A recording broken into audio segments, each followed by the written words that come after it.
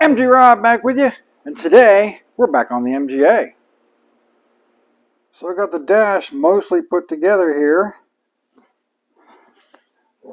Now he's not running a radio, so I just got a brand new blanking plate there. Now most of these knobs and switches are all original to the car. I did have to replace the lighting switch because about a third of it was busted off and gone. And choke cable is a replacement cable that he had put in sometime in the past. But the dual gauge here, the original one was broken, and I didn't have any good used ones around, and for the cost of a new one is a little bit on the high side at the moment, over $300. So I had this gauge here, which is actually for a 72 to 74 midget, that I can get him for way cheaper. And so he said, it's just a driver, I'll take that one. So that's what it's getting. I still need to get a switch handle for the turn signal. It's going to be on my next order. I do have the horn button ready to put in, but that has to be wired into the car before it can actually be bolted to the back of the dashboard. I'm going to put a new lock cylinder in the ignition switch. And what I did here was I put in LED bulbs into the gauges. And with the LED bulbs, it gets so much brighter into the footwell that I ended up making this shield to go around here to contain the light so that it doesn't go all the way against here, but it won't allow any more light out in there than the original bulbs did, but it does make it a lot brighter for the gauge. And then I adapted, since this gauge has a different light, I used the proper light for that and just soldered that in and heat shrunk it.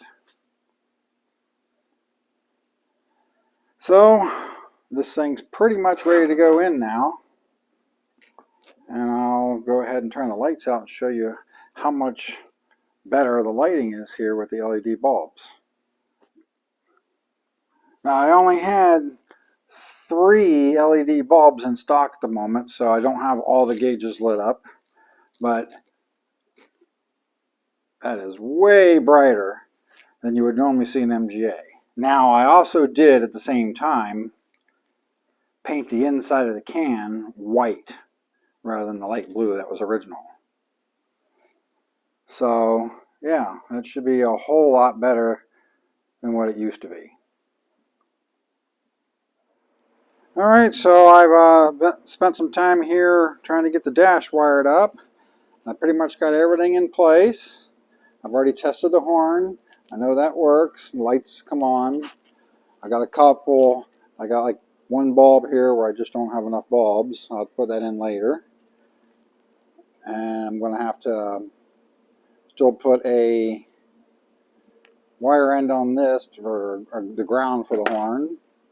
Got a couple wires here to sort out, which I believe are for the heater. And then, since I don't remember exactly which hole up in here each one of these cables go through, I got to double check on that. And then I can hang it in place.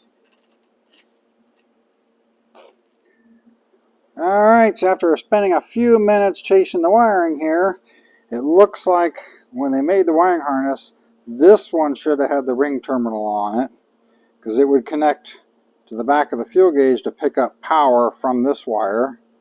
And then this should have had a bullet end on it, just like this one. So I'll change that around and then I can finish hooking things up. Alright, so now I got the dash in place and the heater controls. I still got to actually tuck the heater controls through the firewall yet. And I'm going to have to still get underneath there and kind of tuck all the wiring up and secure everything and finish, routing everything properly.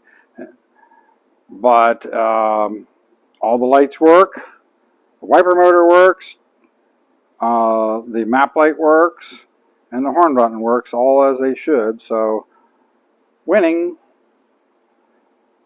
Now, I am not actually installing the interior in this car, and the cockpit rail for here, the owner hasn't even recovered it yet. So he's going to be putting all that stuff on after he gets it back.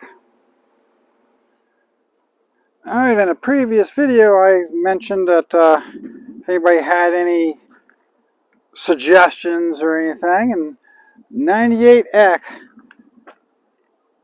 requested snow angles.